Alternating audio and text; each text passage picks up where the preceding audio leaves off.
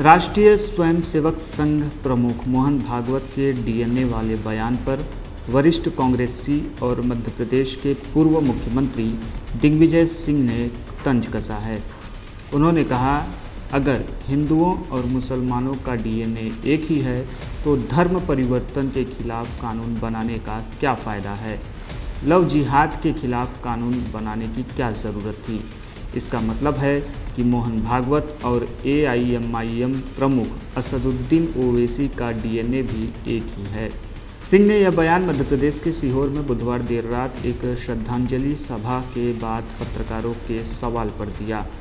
दिग्विजय सिंह के बयान पर मध्य प्रदेश के गृह मंत्री नरोत्तम मिश्रा ने कहा कि सर संघचालक मोहन भागवत की सोच राष्ट्र की एकता और अखंडता की है, तो वहीं दिग्विजय की सोच अलगाववादी वाली है।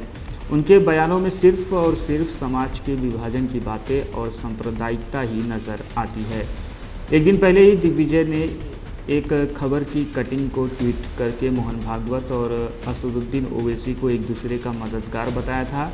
इससे पहले भी 5 जुलाई को दिग्विजय सिंह ने ट्वीट कर कहा था कि मोहन भागवत जी, यह विचार क्या आप अपने शिक्षकों, प्रचारकों, विश्व हिंदू परिषद, बजरंग दल कार्यकर्ताओं को भी देंगे?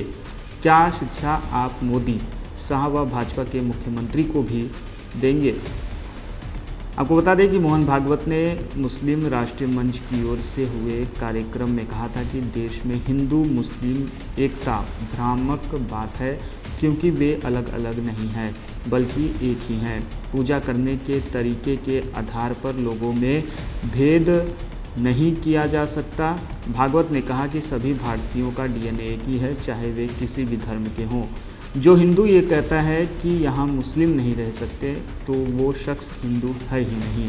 उन्होंने यह भी कहा कि भीड़ द्वारा पीट पीट कर की जाने वाली हत्या में शामिल लोग हिंदुत्व के विरुद्ध हैं।